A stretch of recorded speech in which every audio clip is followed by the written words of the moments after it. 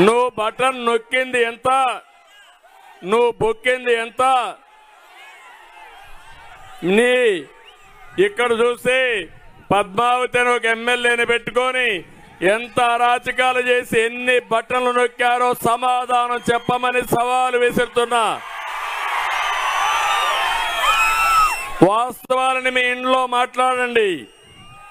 మీకు లాభం వచ్చిందా నష్టం వచ్చిందా చర్చ చేసే రోజుది. నేనేమంటున్నానంటే 10 రూపాయలు ఇచ్చి 100 రూపాయలు దోచుకున్న జలగా ఈ జగన్మోహన్ రెడ్డి. ఒక్క విషయం ఆలోచించి అందరూ కరెంటు వాడుతున్నారు. ఎన్నికల ముందు ఏం చెప్పాడు? కరెంటు ఛార్జీలు తగ్గిస్తానని చెప్పాడా లేదా? తగ్గించాడా తమ్ముళ్ళు? కరెంటు సక్రమంగా వస్తా ఉందా? 200 రూపాయల కరెంట్ ఇప్పుడు ఎంత బిల్లు పే చేస్తున్నారు మీరు?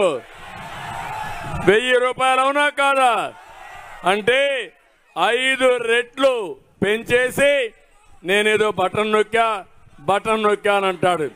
నేను అడిగా, నువ్వు బటన్ నొక్కడం కాదు, నువ్వు బొక్కింది ఎంతో కక్కిచ్చే బాధ్యత మాది రేపు ఎన్నికల తర్వాత.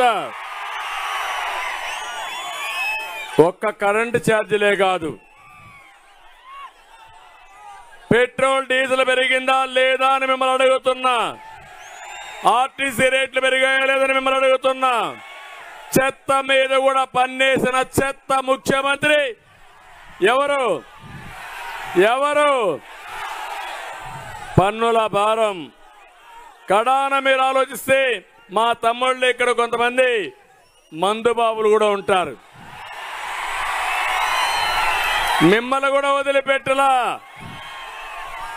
60 రూపాయలు క్వార్టర్ బాటిల్ ఎంత తమ్ముడు? ఇప్పుడు 140 రూపాయలు పెంచాడా లేదా? ఎవరికి పోయింది ఆ డబ్బులు? తాడేపల్లి కొంపకు పోయింది. అంటే పేదవాళ్ళంటే చులకన. మీ రక్తాన్ని తాగుతున్నాడు. ఇచ్చే మద్యమైనా సరే నాణ్యత ఉందా తమ్ముళ్ళు? అది తాగితే గోయిందా గోయిందా, అవునా కాదా? నాణ్యత లేని మద్యం. మళ్ళా దానికి ఒక పేరు పెట్టాడు, రేట్లు పెంచుకుంటూ పోతారంట. మీరు తాగేవాళ్ళు నిలిపేస్తారంట. అదే మద్యపాన నిషేధం అంట. ఎవడి చెవులో పువ్వు పెడతాడు జగన్మోహన్ రెడ్డి? అందరూ కలిసి రేపు మనిషికి ఒక పువ్వు జగన్ చెవులో పెడితే బుద్ధి వస్తుంది తప్ప ఇంకోటి కాదని చెప్పి కూడా మీకు తెలియజేస్తున్నా. అన్ని కుటుంబాలు నష్టపోయినాయి, అవునా కాదా అని మిమ్మల్ని అడుగుతున్నా. యువతున్నారు, వీరోచితంగా పోరాడుతున్నారు. తమ్ముళ్ళు మీకు ఉద్యోగాలు వచ్చాయా? మీకు జాబ్